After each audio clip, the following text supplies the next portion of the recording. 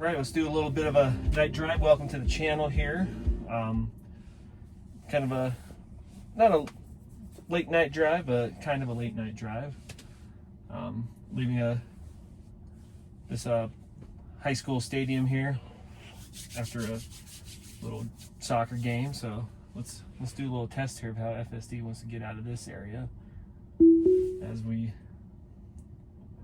try to head home. Especially with car pulling in front of us, getting out, kids running down the street here, right at the car. There we go.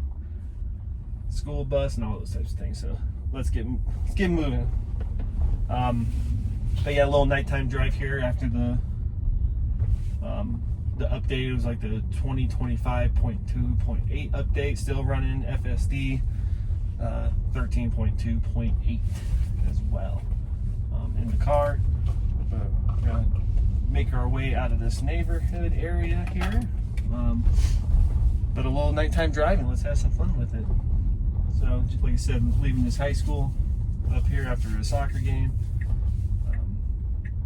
So, a little bit of pedestrian traffic, a little bit of car traffic as well as people are leaving. As we take out of here. But now it's from the back of this school, a little access road where the stadium is. So that did well there too. Stop sign, and we will head through. We're going to go through a little bit of the neighborhood right here, and then out into down another road, and then hopefully into the highway as well. But as we go home, so traffic's probably not going to be too bad when it comes to driving here, since we're looking at 9 o'clock at night. But again, like I've said in the past in other videos, of just trying to test this out to see the different patterns of driving from normal conditions, daytime driving, to nighttime, to I guess let's say later at night, even though it's not super late. But we're going to stop here at this stoplight.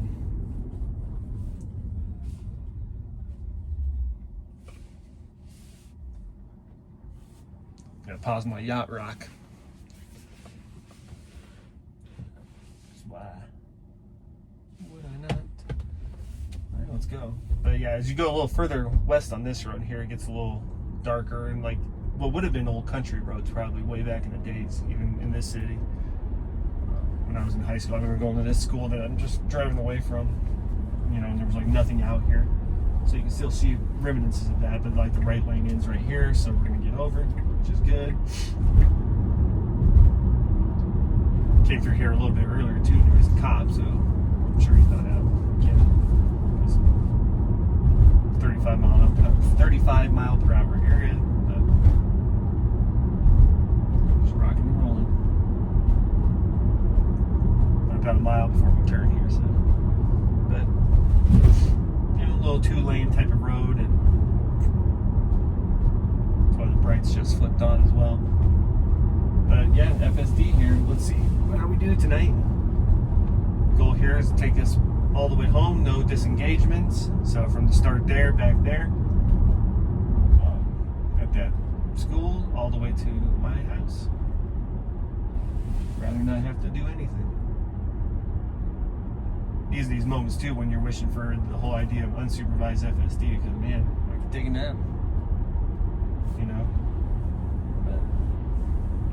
Good thing even with a supervised supervised FSD, and you get to like later hours of the day. I've been working all day, and you're tired, so you could be manually driving your car, and you could, because of your exhaustion and your being tired, you might make mistakes, cause issues, safety concerns, and those types of things, where at least I'm paying attention. But running full self-driving and this autonomous driving lifestyle, I don't have to do necessarily much, rather just pay attention. So I'm not taking even more of my energy to drive myself home for a 23-minute drive or whatever from this point.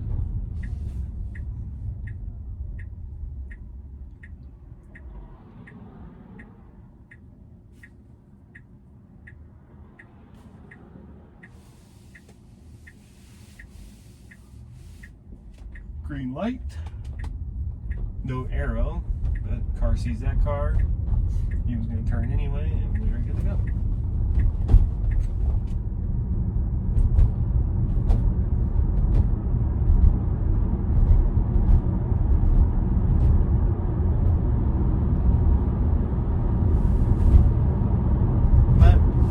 Say probably once I get us on the interstate, I'll probably speed us up here on this video. Probably more than likely not much to talk about. So I'll walk us through getting to the interstate. About a half mile, we'll turn onto this parkway, and then we'll jump onto the interstate, and then probably speed the video up as well until we get off. Closer to the house, and then kind of wrap the video up. But so it should be a hopefully smooth drive. Right, so a little nighttime driving, FSD 13.2.8. On this newer version of the car, not necessarily the newer version of FSD, but an update that came through, right? Somebody was pointing out, I saw it, I didn't even realize this, when you look at like tire pressure, this area down here is newer, showing like recommended front and rear for your tire pressure, those types of things.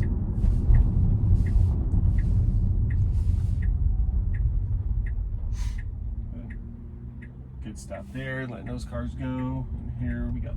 But this is going to take us on to Interstate 25. We're heading south, headed home for the evening after a long day of work as well. But I would say from this point here, I will speed the video up. If I need to jump in, I will jump in. But we are about to jump onto the interstate, so I'll see you as we get closer to home.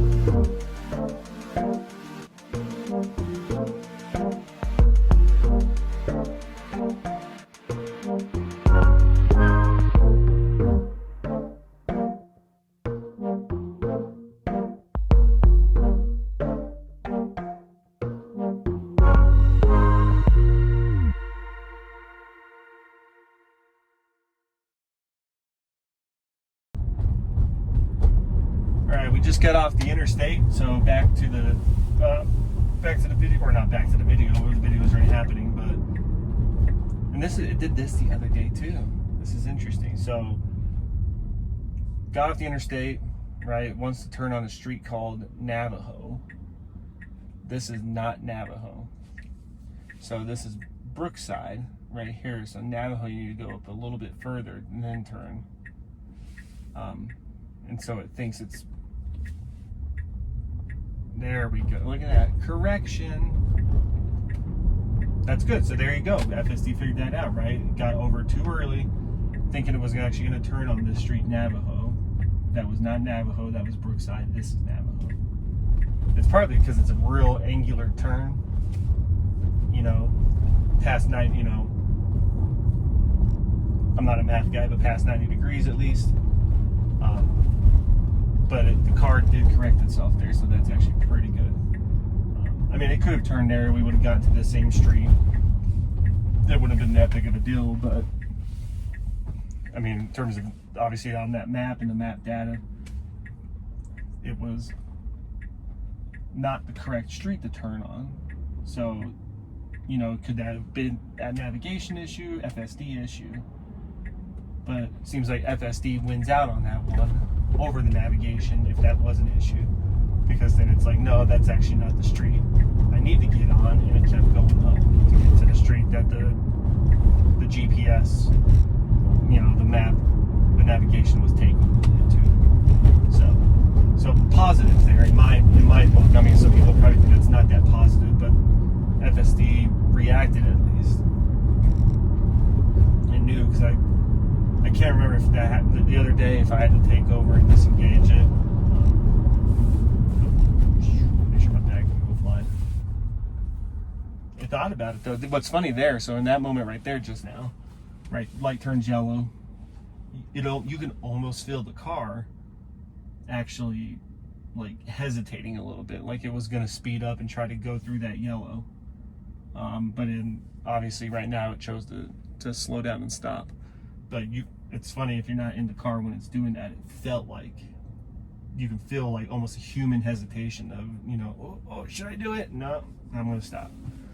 So very, to me, realistic, very human-like in that moment right there, which is interesting.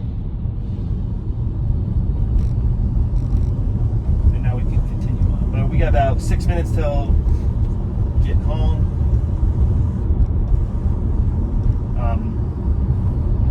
The portion down the interstate,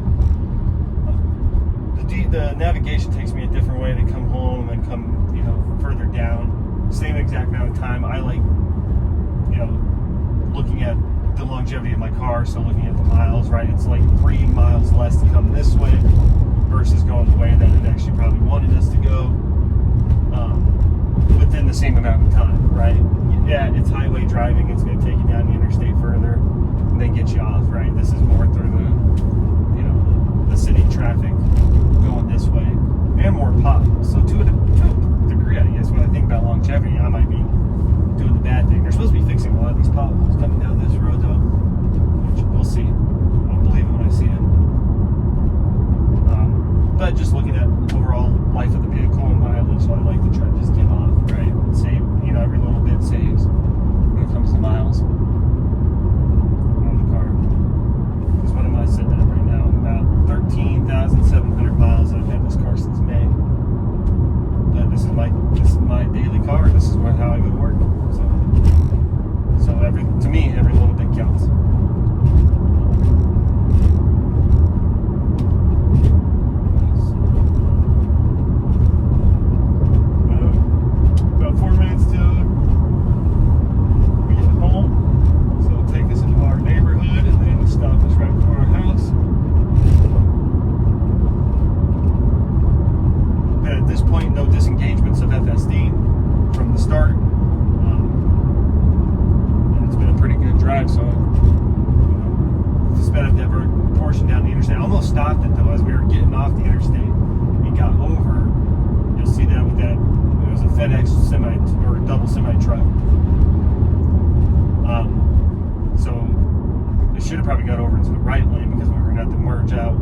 get off onto the right. It got over on the left to pass it, but then you can feel the car like, oh, I gotta speed up, I gotta get past this semi truck. And I was like, almost stopped the sped up portion there to talk you all through it. They got past that semi truck, started getting over. There was another car that was merging on the interstate, so I'm like, are we gonna be able to make our exit at that point, right? And it was, obviously, so that's why I didn't stop necessarily to talk about it. But that's kind of what was going on there. I don't know if you saw me, kind of going towards the screen to stop my music and all those types of things. But getting off this road, coming out over here, it should be pretty normal if you watch my videos. Pretty normal route for me.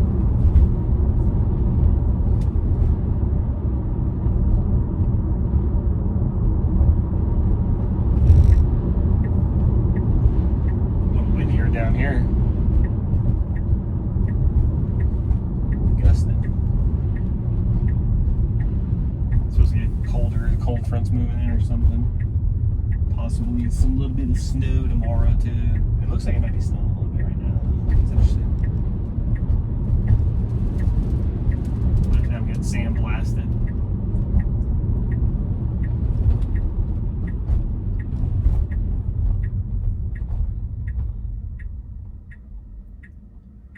But turning into our neighborhood at this point, so good smooth ride.